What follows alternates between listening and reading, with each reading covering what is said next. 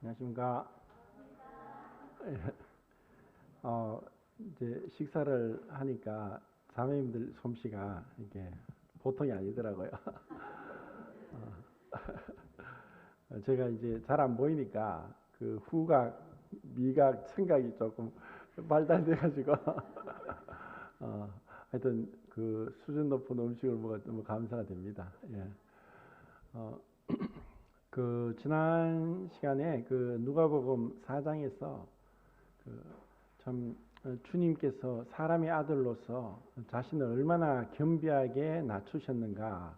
그리고 그 당시에 나사렛에 회당에 있던 유대인들이 왜 그렇게 분노했던가. 그리고 정말 그 예수님을 죽이려고까지 살기등등하게 그렇게 했던 것은 예수님께서 그 사렙다 과부와 나만 장군을 통한 하나님의 전적인 은혜에 대해서 사실 그 전하신 겁니다. 그런데 그것을 사람들은 듣기 싫어합니다. 우리 인간이 제일 싫어하는 것은 네가 뭘 잘나서 네가 뭘 할 수 있어 하는 그런 말을 듣기 싫어하고, 너는 할 수 있어, 너는 네가 힘 닿는 데까지 하늘은 스스로 돕는 자를 돕는다, 뭐 이런 식으로 인간의 능력을 이상화시키고 또 인간을 죽게 세우는 것을 좋아합니다. 그런데 하나님의 은혜는 우리가 하나님의 은혜를 받지 않으면 안 될 정말 너무나 부족하고 처참하게 죄악된 자라는 것을 우리로 하여금 깨닫게 할 때만 진짜 하나님의 은혜가 된다는 거죠. 그런데 그 당시에 그 유대인들에게도 사실 그런 하나님의 은혜가 임할 만한 그런 낮아진 마음이 없었고 가난한 마음이 없었습니다. 애통하고 또 슬퍼하는, 그리고 그 통회하는 마음이 없었다는 거죠. 그런데 하나님의 은혜는 어떤 의미에서는 주권적이고 그분의 그 원하신 대로 자기 원하는 뜻대로 모든 것을 역사하신다는 것이, 우리가 인간으로서 왜 인간이 구원을 받지 못하느냐, 스스로 자기가 하나님 되고자 하고 스스로 자기가 문제를 해결하려고 하는 거죠. 우리는 하나님이 없으면 할 수 없습니다. 처음에 우리의 구원도 마찬가지로 저는 제가 이 죄에서 이 심판에서 벗어날 수 없는 자입니다 는 것을 고백하고 주님 앞에 엎드리는 건데, 우리의 신앙도 계속적으로 주님 제가 할 수 없습니다, 이것을 우리가 배워나가는 것입니다.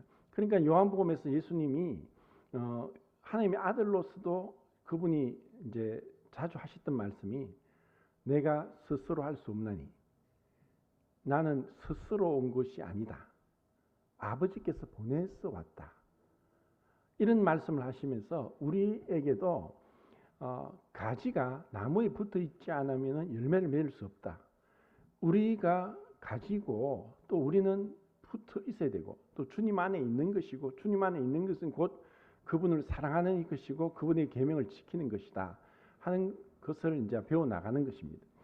그리고 이제 이 사렙다 과부와 나만 장군을 통해서 우리가 배울 수 있는 것은, 그들이 그 가뭄에 그리고 문둥병에서 구원받았다는 것입니다. 그러면 그들이 어떻게 구원받았느냐? 믿음으로 구원받았습니다. 그럼 믿음은 무엇이냐?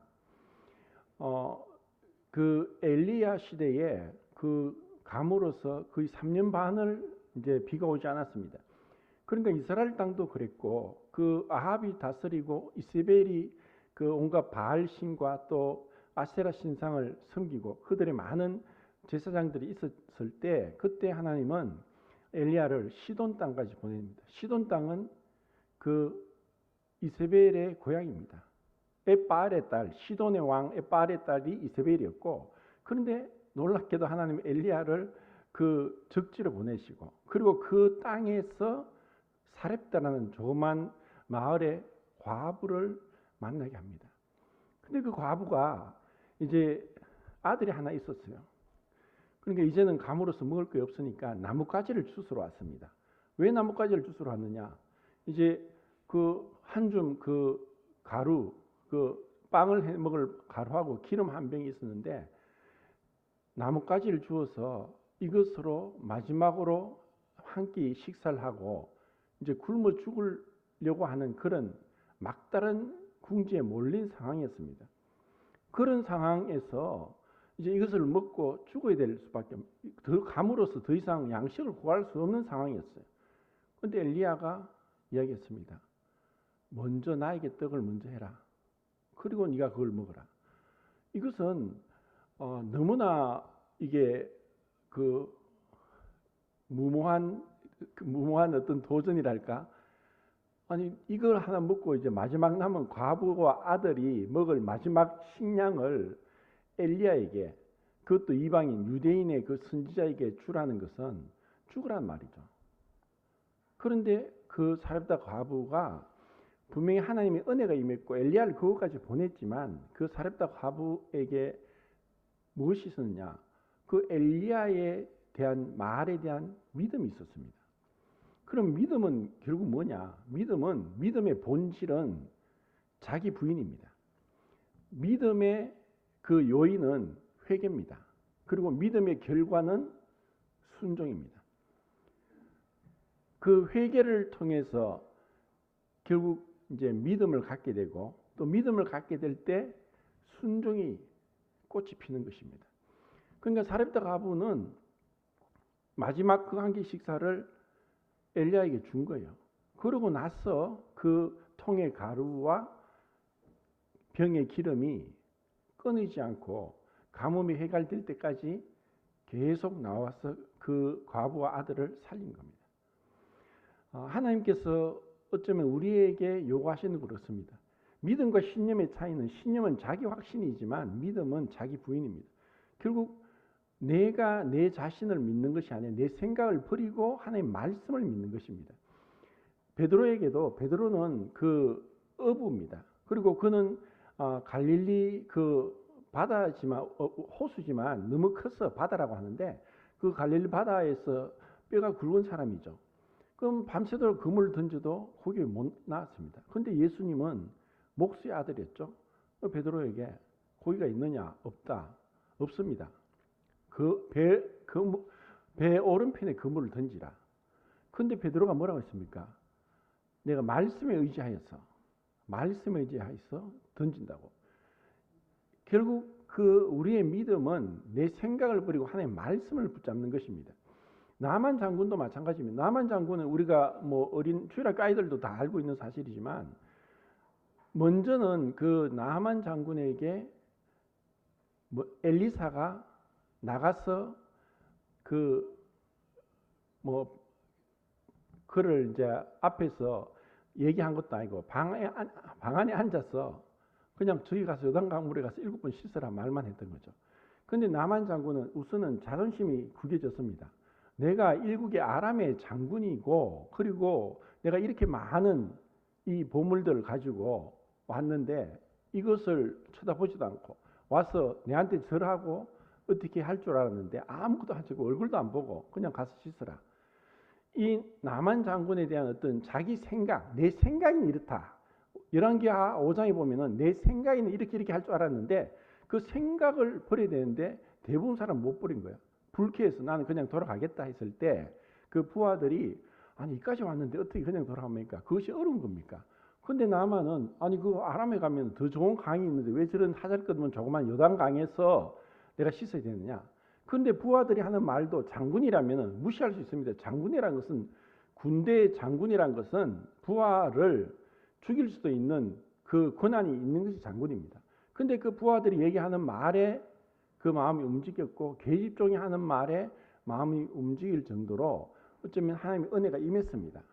그래서 그 요단 강물에 씻었던 거죠. 이것이 하나님이 우리에게 내 생각을 버리고 우리는 끊임없이 우리의 생각과 판단, 우리의 감정 이러한 것들로부터 내가 이것을 의지할 거냐 아니면 하나님의 말씀을 의지할 거냐 이것을 이제 계속 배워가는 과정이 우리의 그 신앙이고 또 믿음의 그 전투라고 생각할 수 있습니다. 전투, 영적인 전쟁, 거룩한 전쟁, 영적인 싸움이 우리에게 있을 때 우리는 성장하고 그리고 그리스도를 향해서 장성한 분량을 자라갈 수 있다는 것입니다.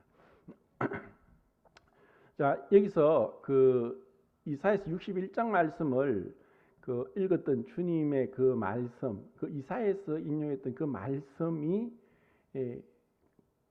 주는 그 중심 주제는 레위기 25장에 있는 희년에 대한 말씀입니다. 자, 희년은 레위기 25장에 희년에 대해서 말씀하는데 희년이 어떤 날인지 알죠? 희자가 무슨 희자죠? 예?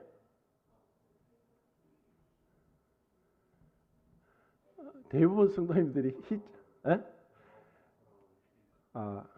기쁠 희자라고 이야기를 하는데 이제 한문 성경에 보면은 복희자를 썼습니다.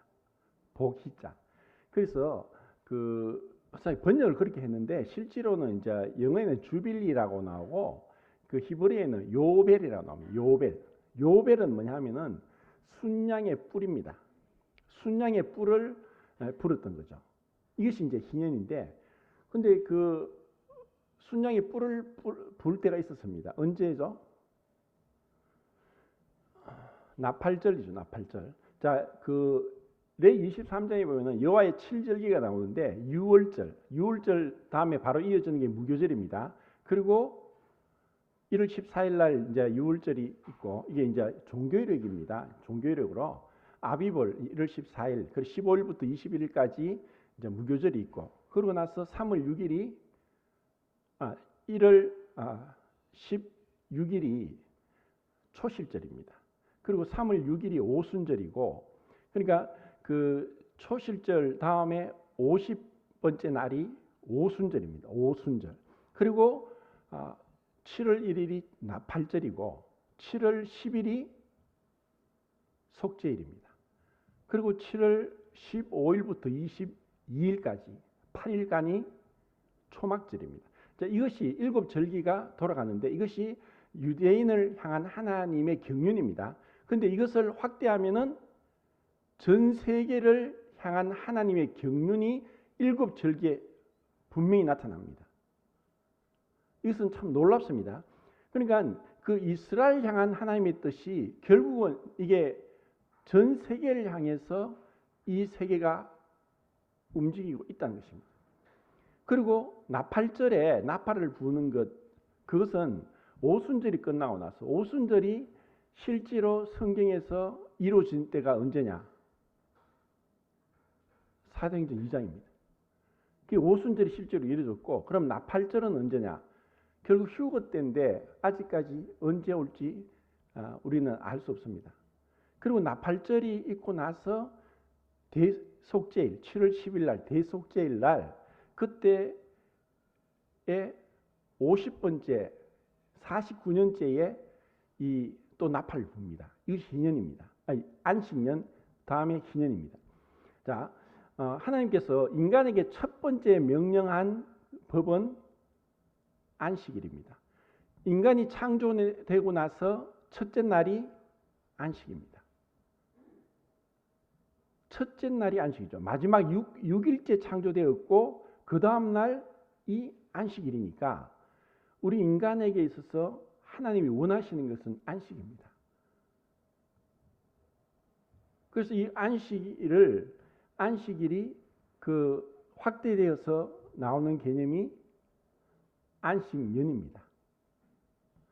자, 안식년은 6년 이후에 다음 7년째를 안식년이라고 하는데, 안식일은 사람을 위해서 안식을 하게 했습니다.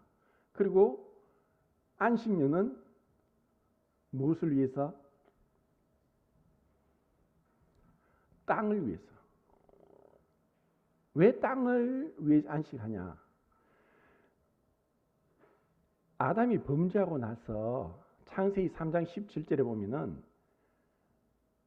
땅은 너로 인하여 저주를 받아서 가시와 엉겅퀴를 낼 것이요 너는 이마에 땀이 흘러야 식물을 먹을 것이다.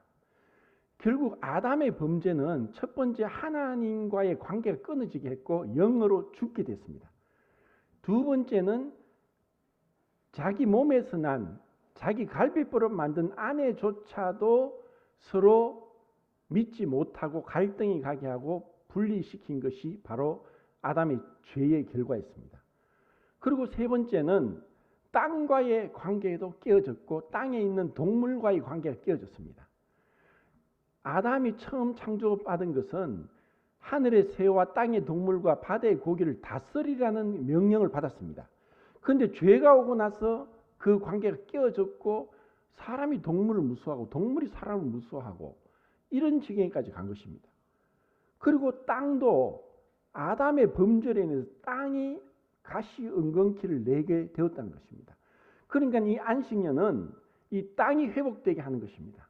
이 땅이 회복되는 것을 하나님이 안식년을 통해서 말씀하셨고, 안식년이 7번 되면은 49년이니까 49년 7월 10일부터 나팔을 불어서 희년이 시작되는 것입니다. 자, 그러면 안식일에 대해서 십계명이 이제 성경에 2번 나오는데 출애굽기 20장, 또 한 군데는 신명기 5장입니다. 자, 출애굽기 20장은 시내산에서, 그죠? 그리고 신명기 5장은 그 모압 평지에서, 또 거기에 너보산도 있었고, 한데 그 40년의 간격이 있고 10계명이 다 똑같은데 한 가지 계명이 출애굽기 20장과 신명기 5장에서 다르게 나옵니다. 혹시 그 발견하신 분 있습니까? 네 번째 계명이 뭐죠? 안식일입니다. 그 안식일은 출애굽기 20장에서 안식일을 명령할 때는 하나님께서 천지를 창조하시고 유월절을 창조하시고 일곱째 날 쉬셨기 때문에 이스라엘 백성들도 안식하라고 하신 것이 첫 번째 출애굽기 20장에서 명령입니다. 그런데 40년이 지나 나와서 2세대에서 하나님께서 신명기 5장에서 10계명을 말씀하실 때 똑같았지만 네 계명을 뭐라고 했냐면은 너희가 애굽 땅 종되었던 것에서 해방되었고 종되었던 데서 구출되었습니다. 그곳에서는 쉼이 없었습니다. 하루 종일 일주일 내내 1년 내내 계속 일만 했습니다. 쉼이 종에게서 쉼이란 없었습니다. 그런데 그곳에서 애굽 땅 종되었던 것에서 해방받은 것을 인해서 안식하라는 것입니다. 결국 그것은 뭐냐? 창조와 구속입니다. 우리가 예배 드리는 것도 결국 우리를 창조하신 우리의 하나님, 그리고 우리를 구원하신 하나님, 그 주와 구주 되시는 분, 창조주 하나님과 구속주 하나님에 대한 경배가 예배입니다. 그리고 그 안식일 날은 뭐냐? 그들이 아무것도 하지 마라. 아무것도 하지 말라는 것은 그냥 쉬라는 것이 아니라 하늘을 보고 땅을 보고 생각하라는 겁니다. 하나님이 행하신 일을 기억하고 생각하고 감사하고 영광을 돌리는 겁니다. 그분을 찬양하는 것입니다.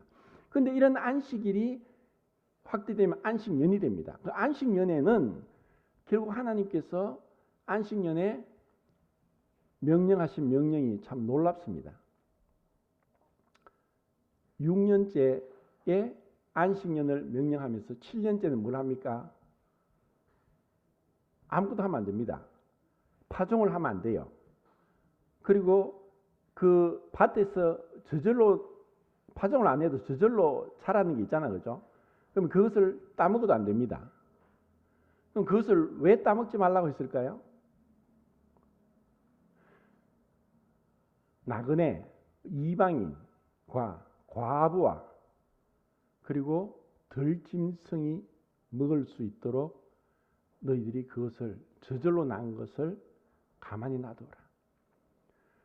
하나님은 참 우주의 하나님입니다. 우리는 우리 중심으로 생각하지만 하나님 볼 때는 덜짐승도 그분의 피조물입니다. 이 안식년을 통해서 하나님의 우리를 향한 사랑이 얼마나 놀라운가. 율법이 그 안에 들여다보면은 그 공의가 있고 은혜가 있습니다. 그 율법에는 하나님의 무조건적인 사랑이 있고 한량없는 자비가 있습니다. 하나님 말씀하셨습니다. 너희가 내 말을 순종하면 너희 중에 가난한 자가 없을 것이다. 하나님은 유대인 이스라엘에게 놀라운 사회복지법을 말씀하셨습니다. 그것이 안식년이고 희년입니다. 지금 우리가 이 세상에 사회복지가 되어 있어도 그렇지는 않습니다. 이 안식년과 희년은 개인의 파산을 방지하는 것입니다. 안식년이 되면은 빛이 탕감받습니다. 종이 풀려납니다. 이것은 유대인에게만 해당됐습니다.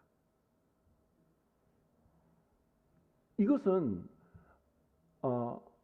안식년이 그렇게 되고 희년이 결국 이제 안식년이 이제 6년째 되는 해 하나님께서 자 그걸 한번 찾아보겠는데 레위기 25장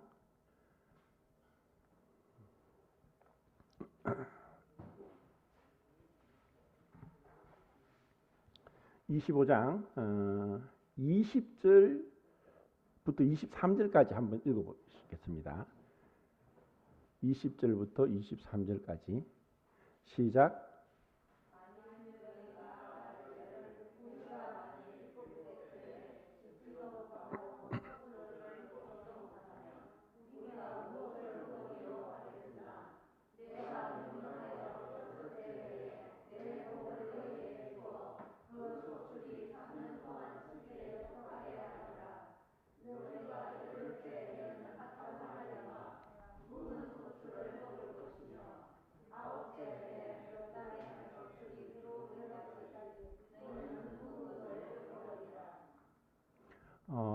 자, 그 하나님은 우리를 다 알고 계시죠. 그 안식년에 아무것도 하지 마라. 어떤 농사도 지어서는 안 된다. 아무것도 하지 말라고 하면은 그들이 생각하기를 뭐 먹고 사냐.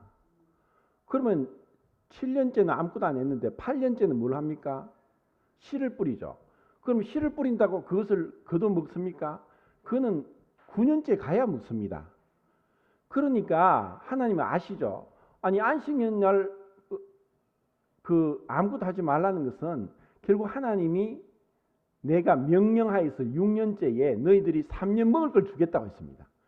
그 3년 먹을 것은 결국 6년째 먹을 것을 먹고 7년째에 아무것도 안 하니까 그때 먹을 것도 주고 그럼 8년째에 그들이 씨를 뿌리니까 못 먹으니까 6년, 7년, 8년 먹을 3년 먹을 양식을 6년째에 하나님이 주겠다고 약속을 했고 그것이 어떻게 약속이냐 명령했다. 결국 하나님이 주인입니다. 이 땅에서 농사를 지어도 열매가 맺고 맺지 않는 것은 우리의 농부의 노력이 아니라 우리 인간의 노력이 아니라 하나님의 주권이고 명령입니다. 그분이 명령하겠다. 그러면은 너희들이 안식년을 아무것도 하지 않아도 된다. 그런데 이스라엘 백성이 이것을 지켰습니까? 안 지켰어요. 한 번도 안 지켰어요. 왜? 인간의 욕심 때문에.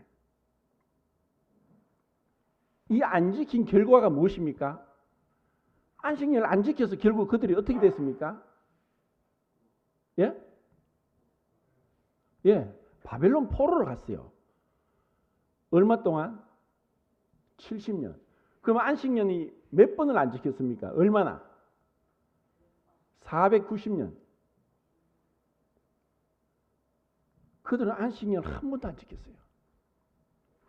이사야서나 또 아모스서에 보면은 그들이 부자가 점점 가옥에 가옥을 전토에 전토를 연하여서 계속 부를 늘립니다. 오늘날 왜 빈부격차가 빈익빈 부익부 현상이 일어나느냐? 가진 자는 계속 부하고 가난한 사람은 계속 가난합니다. 가진 사람은 계속 아무리 인플레이션이 심하고 경기가 안 좋아도 이자가 늘어나지만 가난한 사람은 계속 이자만 내다가 평생을 마칩니다. 그런데 이것이 안식년과 희년에서 완전히 제로시켜버립니다. 새롭게 출발하도록 하십니다. 이것이 하나님의 은혜입니다. 이것이 우리 인간을 향한 하나님의 놀라운 복지 제도입니다. 그런데 그들이 왜 못 지키느냐? 욕심이 나거든요. 이 가만히 두면은 손해니까. 뭐라도 하면은 뭐 소술이 나오니까. 그래서 그들은 이걸 못 지킨 거예요. 그리고 또 놀랍게도 하나님께서 약속을 하셨는데 그들 마음에 자 하나님께서 이스라엘의 남자들이 1년에 예루살렘에 올라올 수 있는 걸 몇 번 올라오라 했습니까?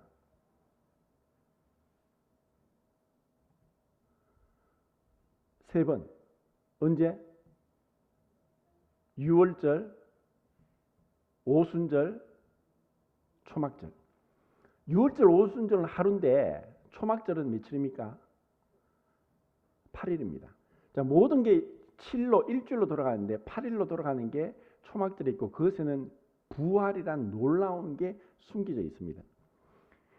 뭐 그렇게 하면 이제 주제에 빗나가니까 자, 이 세 번을 이스라엘 남자들이 예루살렘에 올라가야 됩니다. 그러면 그들이 올라간다면은 그 정한 날에 정확하게 그 날이 되면 예루살렘으로 모든 이스라엘 남자들이 다 올라갑니다. 그럼 어떻게 될까요?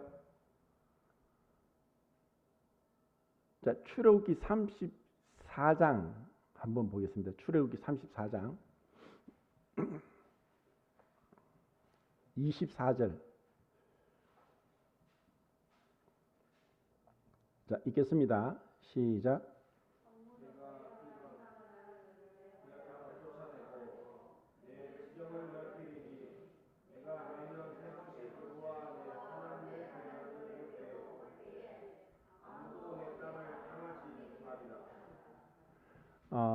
자, 하나님께서 이스라엘 백성에게 그러니까 1년에 3번 이스라엘 남자는 무조건 예루살렘 올라가야 된다 했을 때에 그들은 뭐라고 생각합니까? 아니, 우리가 올라가면 남는 사람은 여자와 노인과 아이들밖에 없는데 외국에서 이방인들이 쳐들어오면 어떡합니까? 무방비잖아요.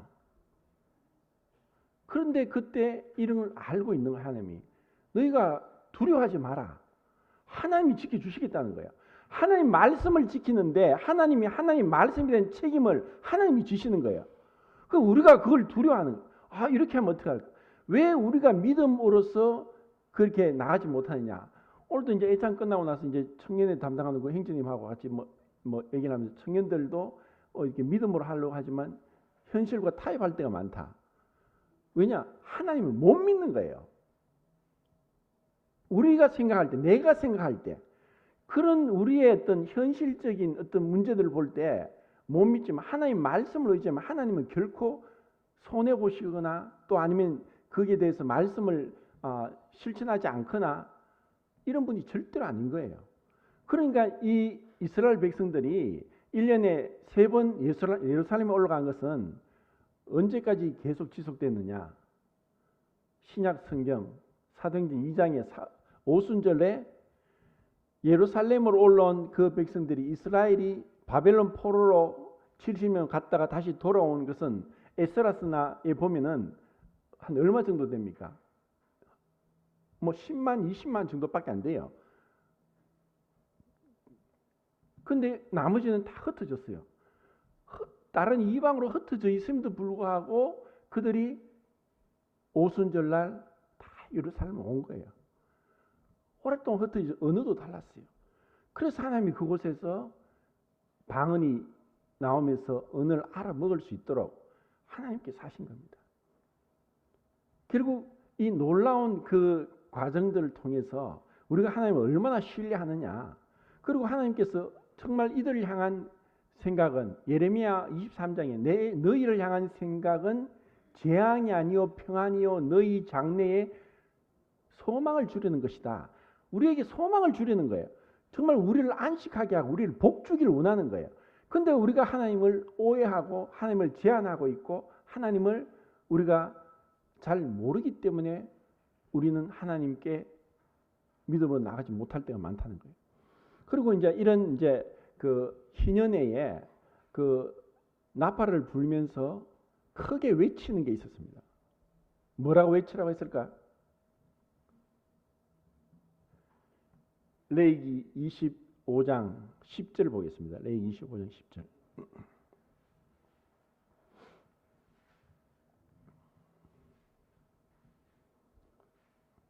읽겠습니다. 시작.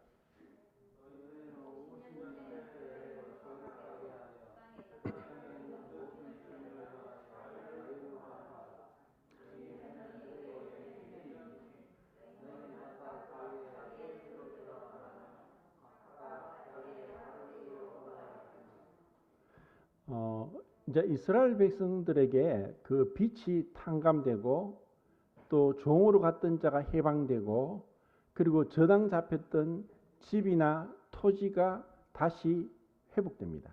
이것은 여호수아를 통해서 가나안 땅에 들어가서 제비 뽑고 지파별로 땅을 분배받았습니다. 그것이 계속 유지되도록 할 수 있었던 것은 바로 안식년과 희년 제도에 의해서 계속 지속되겠습니다. 그렇게 했을 때 지극히 가난한 자나 이런 자가 혹시 잘못해서 병을 앓았어, 아니면 자신이 어떤 게을렀어, 아니면 자신이 어떤 낭비벽이 심해서 어떤 빚을 졌다고 하면은 이것이 안식년과 희년에 완전히 다시 원상 회복이 되도록 하셨습니다. 그리고 그들에게 그렇게 하신 것은 뭐냐? 자유를 주기 위한 것입니다. 여기서 자유라는 히브리어가 데로르라는 단어를 쓰고 있는데 이것은 마치 새가 날개를 펴고 하늘을 나는 것을 뜻하는 그런 단어에서 나왔습니다. 자, 새가 하늘을 난다는 것은 무엇을 상징합니까? 하나님이 원래 주신 이 원래 우리에게 맡기신 처음 창조의 목적에 너무나 잘 부합하는 것이 바로 이 새가 비행하는 것입니다. 그것은 자유입니다. 정말 자유롭게 날개를 펴고 막 이 창공을 날아가는 게 얼마나 자유롭습니까? 새가 그러듯이 이 초원위에 동물들이 막 뛰어가는 걸 뭐 TV로 많이 보셨겠죠? 얼마나 자유롭습니까? 얼마나 놀랍습니까? 그리고 그 바다 속에서 이렇게 헤엄치는 물고기. 저는 뭐 동물원에 가서 물개가 헤엄치는 걸 보면서 저 입을 탁 벌리면서 야, 정말 수영 잘한다. 나도 저 정도 했으면 좋겠다. 어떻게 저렇게 너무나 부드럽게 유유자적 즐기면서 행복하게 헤엄치는 걸 보니까 하나님이 우리에게 그걸 원하는 거예요. 그런데 그 자유를 빼앗은 게 뭡니까? 사단이 우리를 하면 자유를 빼앗았습니다. 우리는 종이었습니다. 우리는 죄와 사망과 심판과 지옥의 종이었습니다. 우리는 그것에서 아무리 발버둥 쳐도 헤어날 수가 없었습니다. 예수님께서 왜 이 말씀을 읽었느냐? 결국 희년을 계속 지키라고 했는데 그들 한 번도 못 지켰어요. 그런데 예수님이 이것이 이루어졌다.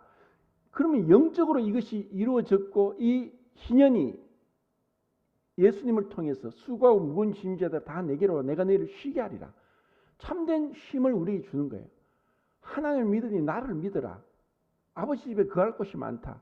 내가 너희를 위해 처소를 예비하면 나 있는 곳에 너희도 있게 하기 위해서 다시 오겠다. 주님이 우리에게 약속한 거예요. 우리는 그 안식을 향해서 가고 있어요. 그렇지만 그 영원한 안식 가운데 가기까지 우리는 아직 이 땅에서 해야 될 일이 있는 거예요. 그 우리의 책임입니다. 오늘 뭐 황님도 그런 말씀을 식사하면서 얘기했는데 우리의 책임이 정말 중요하다. 하나님 우리에게 맡기신 것에 대해서 내가 감당하는 것은 그분을 사랑함으로 내가 이것을 행하겠습니다. 결국 우리의 믿음에 대한 시험은 그분을 얼마나 사랑하느냐, 우리가 맡겨진 것에 대해서 얼마나 충성스럽게 그 임무를 다하고 책임을 다하느냐. 주님은 우리에게 이것을 맡겼습니다. 그리고 이 안식년이 희년이 문자적으로 성취될 때가 있습니다. 언제일까요?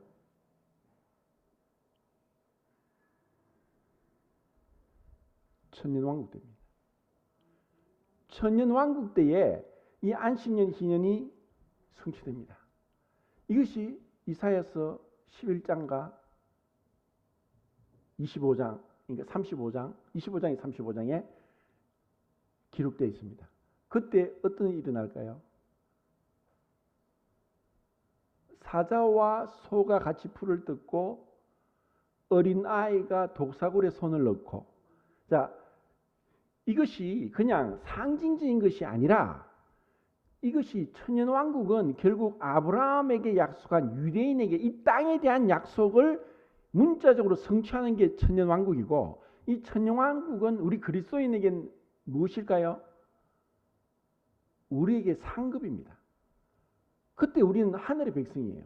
이미 우리는 휴거되었고 그리스도와 함께 그 7년 동안 혼인 잔치를 하고 그리고 이스라엘에 대한 열국에 대한 심판이 있고 그리고 천년 왕국이 들어갈 때 우리 그리스도인들이 구원받고 얼마나 충성했느냐에 따라서 이 땅에 있는 이스라엘을 제사장 나라로 하고 열국으로 그 7년 환란을 통과한 그 나라들을 다스리는 그 임무를 우리에게 맡기시는 거예요. 그분의 그리고 결국 천년 왕국 때에 에덴 동산의 축복을 한 번 더 주는 거예요. 흔히 우리는 가기를 에덴 동산에서 아담이 실패했는데 왜 그것이 내 죄가 되느냐? 하나님께서 우리 인간에게 할 수 있는 모든 것을 다 허락합니다. 사단이 네가 할 수 있는 거 다 해봐라. 결국 사단이 에덴 동산에서 어떻게 아담을 유혹했습니까? 말로써. 자, 하나님께서 어떻게 우리를 다시 회복시키고 구원하십니까? 전도에 미련한 것으로. 사단이 아담에게 죄를 통해서 무엇을 가져왔습니까? 사망을 가져왔습니다. 결국 우리의 구원은 사망을 통한 부활로 나타납니다. 그 부활이 우리에게 이 놀라운 영적인 몸을 있게 합니다. 결국 죄로 인해서 온 것은 피 흘림입니다. 가인이 아벨을 죽였습니다. 가인이 아벨을 죽여서 땅에 피를 흘렸죠. 우리의 구원은 어떻게 옵니까? 그리스도의 피로서 우리가 구원받습니다.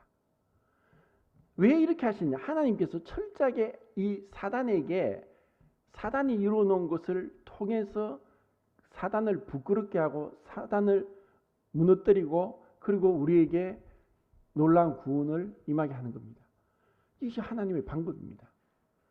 그래서 사실 성경에 보면은 그 피가 제일 먼저 언급되어야 될 두 번이 생략되고 가인이 아벨을 죽인 것에 피를 흘렸다고 제일 먼저 언급됩니다. 제일 먼저 피가 언급되지 않은 것은 아담의 가죽옷입니다. 두 번째는 아벨의 제사입니다. 어린 양의 첫 새끼와 기름으로 하나님께 제사를 드렸습니다. 기름을 드리기 위해서는 어린 양이 죽어야 됩니다. 아담에게 가죽옷을 입히기 위해서는 어린 양이 죽어야 됩니다. 자, 이렇게 해서 하나님께서 그 이스라엘 백성에게 궁극적으로 참된 그 복을 주고 자유를 주고자 그래 그리스도께서 우리를 자유케 하려고 자유를 주셨으니 갈라디아서 5장 1절에 그리스도께서 우리에게 자유를 주는 거예요. 요한복음 8장에서 진리를 알지니 진리가 너희를 자유케 하리라. 그 자유가 있을 때 우리에게 행복이 옵니다. 우리가 구속되었을 때 우리는 누구라도 자유를 느끼지 못할 때 답답한 거죠. 이 자유는 결국 우리에게 뭘 하냐? 우리에게 자유를 주었는데 이 자유로 육체의 종이 되고 죄를 짓지 말고 사랑의 종로로 살아. 우리를 자유케 한 것은 우리를 자발적으로 하나님이 원하시는 것은 강요가 아니라 자발적인 것입니다. 자발적이고 헌신적이고 자원하는 것에 의해서 주님을 섬길 때 그것이 주님께 영광이 되고 기쁨이 되는 것입니다. 그래서 우리가 무엇을 하든가 교회 안에서 억지로 의무적으로 하는 게 아니라 실제로 우리가 11조를 하는 것도 10의 1이 하나님 것이니까 하나님께 드리는 것이 아니라 10의 10이 하나님 것인데 10의 9는 우리를 설하고 우리 육체를 필요를 채우라고 주신 거고 10의 1을 드려서 하나님께 이것을 이 교회가 운영되고 하게 하는 것입니다. 사실 제가 그게 눈이 갑자기 나빠지면서 우리 교회가 이제 문을 닫을 상황까지 갔습니다. 성도들이 다 이게 저를 못 믿습니다. 제가 이제 앞에 안 보이니까 김대 형제를 신뢰할 수 없다 하고 다른 교회로 갔습니다. 청년들 몇 명하고 노인 부부 한 분이 남았습니다. 정말 이제 더 이상 어떻게 할 수 없는 상황이었습니다. 그런데 주님께서 마치 까마귀를 통해서 엘리야를 공급하셨듯이 하나님께서 이게 공급을 하시고 지금은 그래도 하나님께서 은혜를 주셔서 그때보다도 거의 5배 이상으로 성장했습니다. 하나님께서 정말 우리가 죄를 범하고 실수하고 연약하고 넘어지고 할지라도 하나님 앞에 제가 진짜 하나님만 의지하겠습니다.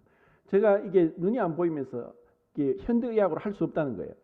그래서 제가 민간요법을 다 찾았어요. 막 온갖 방법을 다 하고 했는데 해도 안 되더라고요. 그래서 그때서야 제가 미련하게 내가 하나님을 의지하지 못하구나.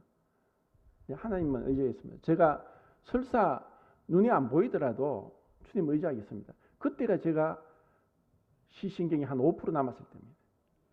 그리고 창세기부터 다시 성경을 읽으면서 공부를 했습니다. 그리고 주님께서 정말 놀랍게 이렇게 보여주시는 거예요. 하나님을 신뢰하면 그분을 신뢰하는데 그분은 절대로 우리를 실망시키지 않고 우리가 그분에 대해서 믿지 못하니까 그분의 능력을 의지하지 못하니까 우리의 능력을 체험하지 못하고 그분이 정말 살아계시고 얼마나 자비하신 분인지 지금 그분이 돌보시는 것은 고아와 과부와 덜짐승도 돌보면서 그들이 먹을 수 있도록 배려하시는 거예요. 근데 하나님이 허락하심이 없으면 참새 한 마리도 떨어지지 않는다고 했는데 우리가 얼마나 두려워합니까? 우리가 내 힘으로 바둥바둥거리면서 이것을 해나가려고 하는 거예요.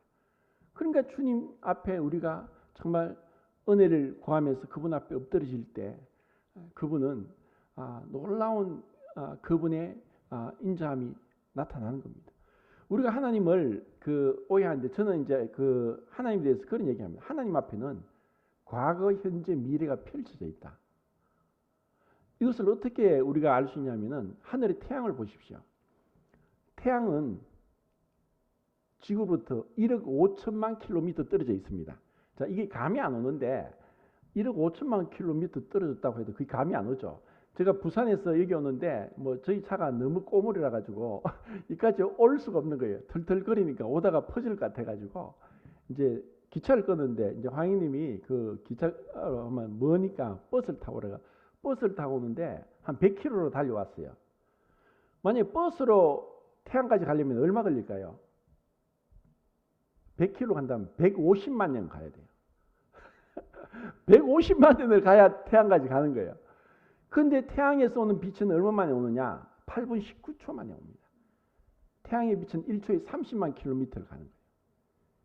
그러니까 태양이 지금 우리 눈에 보이는 태양은 8분 19초 전의 태양입니다. 자, 거리가 너무 머니까 과거와 현재가 동시에 존재하는 거예요. 우리가 태양을 보는 것은 과거의 태양을 보고 태양에서 우리 지구를 보면은 미래의 지구를 보는 거예요. 하나님 앞에 이 시간이 펼쳐져 있어요. 하나님이 시간 밖에 계시는 거예요. 하나님 모든 걸 알고 계시는 거예요. 우리가 안고 일었음을 아시고 멀리서도 우리 생각을 통촉하시고 우리의 혀의 말을 알아듣지 못하시는 것이 없습니다. 내가 말을 하기 전에 내가 기도하기 전에 무엇이 필요한지를 아십니다. 우리가 하나님을 믿는다는 것은 하나님을 하나님 되게 하나님의 자리에 올려놓는 것입니다. 우리는 그 하나님을 너무나 내 생각에 제한시켜 놓는 거예요. 하나님은 모든 걸 알고 계시니까 정말 그분은 어디에나 계시니까 우리가 그분을 신뢰하는 만큼 그분은 그것에 대해서 놀랍도록 응답하시는 거예요. 그런데 이스라엘 백성들은 이러한 유월절과 오순절과 초막절에는 혼자 가는 게 아니라 다 같이 가는 거예요. 자, 너도 가고 나도 가고 다 같이 가니까 어쩌면 그 말씀에 순종할 수 있었어요. 어쩌면 그들이 갔다 오니까 그 집에 있던 아내와 자녀들이 외국의 침략을 안 받고 하나님이 지켜주셔서 그들이 있었던 걸 아는 거예요. 그 다음에 또 가고 했어요. 그런데 밭에서 농사를 짓는데 안식년에 안식을 했을 때 분명히 하나님께서 약속을 미리 하셨어요. 3배의 소출을 거두게 했어요. 풍년이었어요. 풍년. 근데 안식년 날 가만히 두니까 이게 아까운 거예요. 또 씨를 뿌려 나가죠. 그렇게 해서 그들은 490년 동안 안식년을 한 번도 안 지켰어요. 그러니까 하나님이 강제로 그들을 바벨론 포로로 끌려가게 해서 강제로 그 땅에 쉬게 한 거예요. 하나님은 그 말씀을 그냥 하시고 그것을 잊어버리거나 지키지 않거나 그런 분이 절대로 아닙니다. 그러니까 우리가 그 말씀을 하나님을 믿는 것은 그 말씀을 믿는 것이고 말씀 가운데서 더욱더 그분을 신뢰하면서 그분과의 관계가 사해져가고 변화되어 가는 겁니다. 요한복음 17장 3절에서 영생 곧 유일하신 참 하나님과 그가 보내신 자 예수 그리스도를 아는 것이다. 안다는 것이 그 헬라어에 있는 에이도와 기노스코라는 두 단어가 있는데 기노스코가 부부가 서로 안다. 하나님이 우리가 영생이라는 것은 내가 죽어서 영원히 사는 것이 아니라 내 말을 듣고 나 보내신 이를 믿는 자는 영생을 얻었고 그것은 하나님의 생명을 우리가 얻는 것입니다. 그것은 그 아이오니오스 조회라고 해서 시작도 끝도 없는 하나님의 그 피조되지 않은 조회, 비오스가 아니라 조회, 그분의 생명을 우리가 얻는 것이고 그것은 그 관계고 그리고 그것은 그분을 알아가는 것입니다. 우리 사람도 사람끼리 그냥 피상적으로 이름 알고 얼굴 알고 하는 것이 아는 것이 아닙니다. 그건 피상적으로 아는 것이죠. 그런데 더 가까이서 더 많이 교제하고 하면은 그 사람의 성격도 알고 습관도 알고 그리고 어떤 부분의 가치관도 알고 그리고 어떤 그의 생각이나 그런 부분에서 계속 같이 공유하면서 알아갈 때 이해하게 되고 서로 용납하게 되고 그리고 서로 이제 인정하고 신뢰하게 되는 거거든요. 그러니까 하나님이 우리에게 원하시는 바로 이런 관계를 원하는 거예요. 그 관계가 이루어지기 위해서는 우리에게 뭐냐? 말씀과 기도와 예배와 헌신입니다. 이것이 계속 같이 이 수레바퀴처럼 굴러가야 되는데 한쪽으로만 치우쳐서는 하나님은 그냥 하나님은 어린아이처럼 태어난 것에 만족하고 마치 그 교포의 어떤 목사님이 우리 모임에 대해서 비꼬는 태로 형제 모임의 성도들은 계속 그냥 그 호적 등본을 보고 그래 내가 하나님의 자녀이지 나는 하나님의 자녀라 라고 그것에 안도하고 그곳에 머물러 있는 것 같다. 뭐 다는 그렇지 않겠지만 이것이 어떻게 보면 우리에게 참 우리가 뭔가 잘못됐구나. 출생했으면 살아야 되는데 어린아이가 점점 마땅히 태어나가지고 이게 뒤집기도 하고 또 기기도 하고 걷기도 하고 뛰기도 하고 말도 하고 이래야 되는데 어린아이가 태어서 기뻐합니다. 이번에 침례를 5명을 받았다고 할 때 참 감사가 되더라고요. 정말 요즘 시에 5명 침례 받기 쉽지 않은데 근데 그 침례 받았는데 기뻐하지만 이들이 시간이 지나서도 계속 그냥 내 구원 받았으니까 감사합니다. 이것에 머물러 있다면은 그 성도님들도 근심이고 어린아이가 마땅히 자라지 못하면 부모의 근심이듯이 주님이 원하는 것은 바로 그건 거예요. 갈라디아에서도 내가 너희를 위하여 해산하는 수고를 다시 한다. 갈라디아 4장 19절입니까? 해산하는 수고를 다시 한다. 우리를 위해서 계속 우리가 자라가도록 그리스도의 장성한 분량까지 자라가도록 하는 그 성화의 과정. 이 성화는 그 맥도날드 행정님이 4가지를 얘기했습니다. 구원받기 전 성화와 신분적인 성화와 우리의 상태적인 성화와 영원한 성화. 이 4가지를 얘기하는데 우리가 구원받기 전에 성화는 뭐냐? 이미 그리스도께서 미리 아신 자들을 그 아들의 형상을 본받게 하기 위하여 미리 정하셨으니 미리 정하신 자를 부르시고 부르신 자를 어렵다 하시고 어렵다 하신 자를 영화롭게 하셨느니라. 그래서 칭의는 시작된 성화고 영화는 완성된 칭의다. 우리의 그 부름, 우리의 출생은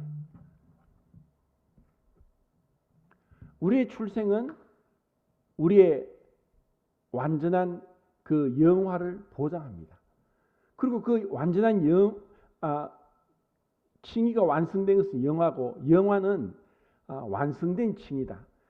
우리의 출생이 완성되는 것은 우리가 몸의 구속을 입을 때입니다. 그러면 그러기까지 우리는 어디에 있느냐? 그 과정 가운데 점진적인 성화, 점진적으로 우리가 그리스도를 알아가는 과정에 있는 것입니다. 이것을 이루기 위해서 반드시 필요한 것은 교회 생활입니다. 요즘 가난한 성도가 많다고 하죠. 가난한 성도가 어떤 성도인지 알죠? 거꾸로 하면 안 나가 성도입니다. 구원받았어. 나 구원받았는데 나 천국 가. 난 구원받았는데 천국 간다는 거야. 그런 자들은 절대로 성장 못합니다. 우리가 지체로서 붙어 있어야, 지체가 몸에 붙어 있어야 지체지, 떨어지면 시체입니다. 자라지 못해요. 자라지 못하고 머물러 있는 거예요. 그보다 더 안타까운 것이 없죠. 우리가 주님 안에 자라기 위해서는 이 몸된 교회에서 서로 부딪히고 함께하고, 함께 즐거워하는 자들로 함께 즐거워하고 우는 자들로 함께 울라. 이 한 지체가 되겠다는 것보다 더 놀라운 게 없습니다. 바울에게 다메섹 도상에서 뭐라고 했습니까? 주의 누구십니까? 나는 네가 핍박하는 예수다. 이 한마디에 모든 게 있습니다. 어떻게 바울이 그 예수님을 핍박했습니까? 예수님을 믿는 지체들을 핍박한 것은 예수님을 핍박한 거예요. 이 지체는 주님의 몸의 지체입니다. 주님이 우리를 한 몸으로 부르셨어요. 그래서 이 몸이 이 교회를 통해서, 교회 생활을 통해서 함께 수고하고 함께 짐을 지고 함께 나갈 때, 때로는 우리가 우리 본성에 안 맞고, 또 때로는 우리가 막 힘들 때도 있고, 또 때로는 우리가 짜증이 날 때도 있고, 정말 뭐 세상 일이 근심되고 염려돼서 그냥 더 교회 생활을 더 많이 할 수도 있는데, 그런 걸 다 극복하면서 함께 나갈 때 우리는 함께 영광을 받고 또 함께 주님 앞에 참 이 더 큰 축복을 누리게 된다는 것입니다. 제가 좀 이렇게 두서없이 말씀을 드린 것 같은데, 결국 이제 그 안식은 그 처음 창조 안식과 두 번째 율법에서 안식이 있고, 세 번째는 이 가나안 땅에 들어간 안식이 있습니다. 그리고 예수님 바벨론 포로 동안에 이 이스라엘 땅에 안식이 있었고, 그리고 예수님께서 오셔서 우리에게 참 안식이 되시고, 그리고 천년 왕국의 안식이 있으면서 영원한 안식으로 들어갑니다. 그런데 우리는 그 과정 가운데 이 안식을 그 영원한 안식을 향해서 히브리서 4장에 있는 그 말씀대로 우리는 그 과정 가운데서 각자 참 여기 금정교회 성도님들은 이곳에서 지금 주위에 참 좋은 밭이고, 그리고 지금 전도를 교회가 하지 않고 이단들만 설치고 있어요. 전도하러 나가면 이단들만 설쳐요.